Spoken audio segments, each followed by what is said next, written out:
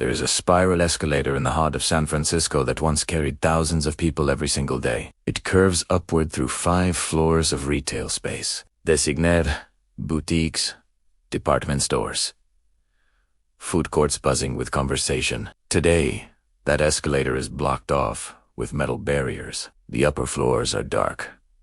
And if you stand at the bottom and look up, you see nothing but empty corridors stretching into silence. This is San Francisco Center, the largest shopping mall in the city, a 1.5 million square foot monument to American retail ambition. And as of late 2025, it is 93% empty. Not closing, not struggling, not transitioning.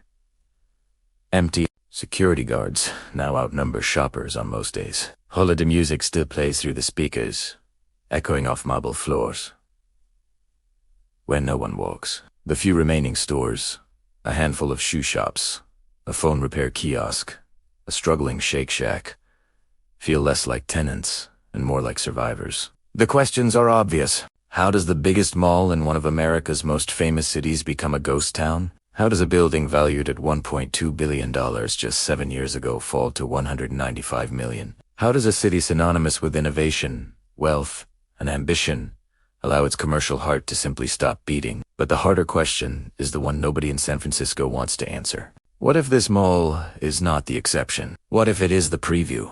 Let us start with what we know. In 2016, San Francisco Center was appraised at $1.2 billion. It was the crown jewel of Union Square, the beating heart of downtown retail. Nordstrom occupied multiple floors. Bloomingdale's anchored the building. Hundreds of smaller retailers filled the spaces between. Foot traffic was measured in the tens of millions annually. Then came the first cracks. By 2020, the pandemic had emptied the building. That was expected. Every mall in America went dark, but San Francisco Center never recovered. Nordstrom left in 2023. Bloomingdale's followed in April 2025. One by one, the smaller stores disappeared. Some announced closures. Others simply vanished overnight. Their windows covered, their signs removed, their spaces sealed behind temporary walls that became permanent. By September 2025, a new appraisal was released. The building's value had fallen to $195 million. That is an 84% collapse in less than a decade. But here is the number that matters most. Occupancy rate? 9%. 93% of the largest mall in San Francisco is now vacant space. Not under renovation. Not being converted. Just empty. The building was auctioned in late 2025 for $133 million. Purchased by lenders who are now trying to figure out what to do with 1.2 million square feet of retail space that nobody wants. Ideas have ranged from converting it into a university campus to building a sports stadium inside. Some have suggested turning it into housing. Others have proposed making it an arts center, a tech hub, a community gathering space. None of these plans have materialized. And while city officials debate possibilities, the mall continues to empty. The few remaining tenants have been told their leases may not be renewed. Some have been asked to vacate by the end of January. The holiday season came and went with almost no shoppers. No lines, no rush, just hechos. To understand why this mall collapsed, you have to understand what happened to downtown San Francisco. Before 2020, the financial district and Union Square were the economic engines of the city. Office towers housed hundreds of thousands of workers. Tech companies filled entire buildings. The streets were crowded from morning until night. Those workers spent money. They ate lunch at nearby restaurants. They shopped during breaks. They met friends after work for drinks in the area. The mall existed because the people existed. Then remote work arrived, and it never left. 5 years after the pandemic, more than a third of San Francisco's office space remains empty. That is the highest vacancy rate of any major city in America. Higher than New York. Higher than Los Angeles. Higher than Chicago. 34.7% of all office space in San Francisco sits unused. Some of these buildings have been empty for years. Others have owners who cannot afford to lower rents because of the loans they took out to build them. A brand new 25-story office tower at 415 Natoma Street opened in 2022 and remains almost entirely vacant. The developers cannot fill it because the rents they need to charge are double what the market will bear. This is the doom loop that economists warned about. Empty offices mean fewer workers downtown. Fewer workers mean less spending. Less spending means stores close. Stores closing means fewer reasons to come downtown. And fewer reasons to come downtown means offices stay empty. The cycle feeds itself. San Francisco Center did not die because people stopped liking malls. It died because the ecosystem that supported it collapsed. The office workers who used to browse during lunch breaks are now working from their apartments in Oakland. The tourists who used to visit Union Square are now reading headlines about empty streets and wondering if the city is safe. The mall was not just a building, it was a symptom. Walk down Market Street today and you will see something that would have been unthinkable a decade ago. Block after block of vacant storefronts. Windows papered over or boarded up. For lease signs that have been hanging so long the paper has yellowed. Some storefronts have been empty for 3 years or more. The pattern is consistent. A business closes, the space sits vacant. Months pass. Sometimes a pop-up appears briefly. A Halloween costume shop. A Christmas decoration store. And then it disappears too. The vacancy creates more vacancy. When one store closes, foot traffic decreases. When foot traffic decreases, the neighboring stores struggle. When they close, the pattern accelerates. This is not happening in a forgotten part of the city. This is Market Street, the main artery of San Francisco, the street that connects the waterfront to City Hall, the address that once commanded premium rents because every tourist, every commuter, every resident would eventually walk past. Now the tourists walk quickly, eyes forward. The commuters do not exist, and the residents have learned to avoid the area. The city has tried interventions, tax breaks for new businesses, streamlined permitting, incentives for landlords who fill empty spaces. In 2025, Mayor Daniel Lurie signed legislation creating a downtown revitalization financing district, hoping to encourage development. But development requires demand, and demand requires people, and the people are not there. A recent report found that foot traffic in downtown San Francisco increased slightly in early 2025, creating optimism that recovery was beginning. But by the end of the year, that improvement had tapered off. New business registrations crashed. The vibes, as one local newspaper put it, might be good, but the data tells a different story. What do you do with 1.2 million square feet of empty retail space in the middle of a city where retail is dying? This is the question that haunts San Francisco's leaders. The obvious answer is housing. San Francisco faces a severe housing shortage. The city has some of the highest rents in America. Converting empty commercial space into residential units would seem like an elegant solution.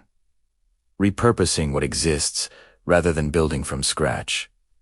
But the math does not work. Office buildings and malls are not designed to become apartments. The floor plates are wrong.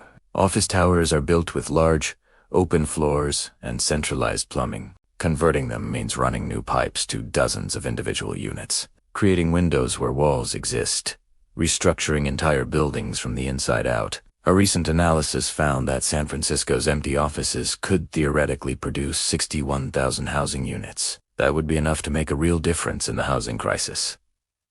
But only one office-to-residential conversion project is currently in the pipeline. One. Despite incentives, despite waivers, despite years of discussion about the obvious solution sitting right in front of everyone. The problem is cost. Converting an office building to residential can cost hundreds of dollars per square foot. Developers cannot make the numbers work unless they charge rents that are higher than what the market will bear, which defeats the purpose of creating affordable housing, and so the buildings sit empty. And the housing shortage continues, and the mall at the center of it all remains a monument to a problem no one knows how to solve. There is a number that explains everything about downtown San Francisco. 34.2%. That is how much lower foot traffic is today compared to 2019. More than a third of the people who used to come downtown simply do not come anymore. This is not temporary. This is not a slow recovery that will eventually reach pre-pandemic levels. This is a permanent restructuring of how San Francisco functions. The workers who used to fill those office towers have discovered something. They can do their jobs from home. They can avoid the commute. They can save money on transportation and lunch and parking. And their employers, for the most part, have accepted this. A 2025 survey found that 62% of Bay Area employees now work hybrid schedules. They come to the office a few days a week, maybe 3, sometimes 2. The other days, they work from home. This seems like a reasonable compromise, but for downtown businesses, it is devastating. A worker who comes downtown 5 days a week might buy lunch 5 times, might stop at a store 3 times, might grab coffee every morning. A worker who comes downtown 2 days a week does all of that 2 times. The math is simple and brutal. 40% less foot traffic means 40% less spending. 40% less spending means businesses that were already operating on thin margins cannot survive. The mall did not need every worker to shop there every day. It needed enough workers to create critical mass, enough foot traffic to justify the rents, enough spending to keep the stores profitable, enough activity to make the space feel alive. When that critical mass disappeared, the ecosystem collapsed, and it is not coming back. Here is what makes San Francisco's situation so strange. The city is not poor. It is not declining in the traditional sense. The Bay Area remains one of the wealthiest regions in America. Tech companies continue to generate billions in revenue. Startups continue to launch. The artificial intelligence boom is creating new fortunes every month. San Francisco is simultaneously a city of extraordinary wealth and visible decay. You can walk from a neighborhood where the median home costs $2 million to a block where storefronts have been empty for years. You can see a Tesla parked next to a boarded-up restaurant. You can read headlines about AI companies raising hundreds of millions while the city's biggest mall sits 93% vacant. This is the contradiction that defines modern San Francisco. The wealth exists, the investment exists, the talent exists, but it no longer flows downtown. The tech workers who made San Francisco famous now work from home offices in the Marina and Noa Valley. The venture capitalists who funded the startups take meetings over Zoom. The engineers who once crowded the cafes of Soma now crowd the cafes of wherever they happen to live. The money did not leave San Francisco. It just stopped moving through the places that depended on it. The mall was built for a version of San Francisco that no longer exists, a city where downtown was the center of gravity, where office workers needed places to eat and shop, where physical retail could compete with online convenience. That city is gone, and no one has figured out what comes next. Ideas for San Francisco Center have been circulating for years.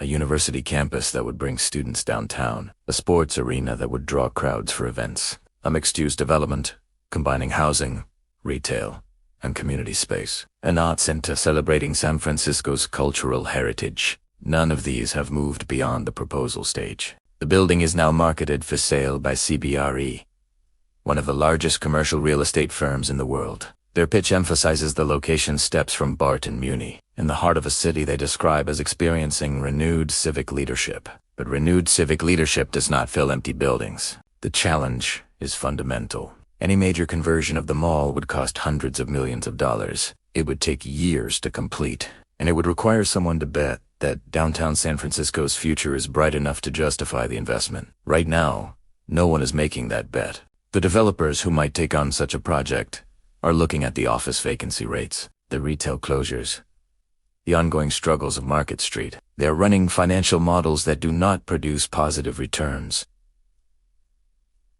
And so they wait. The city waits. The building waits. Supervisor Matt Dorsey, who represents the area, was recently asked what should come next for the mall. His answer was honest. "It's my least favorite question," he said, "because I don't have a good answer or a good idea." When the people responsible for solving a problem admit they have no solution, the problem tends to get worse. Stand inside San Francisco Center today, and you will experience something that feels impossible for one of America's cities. Silence. The kind of silence that only exists in spaces designed for crowds.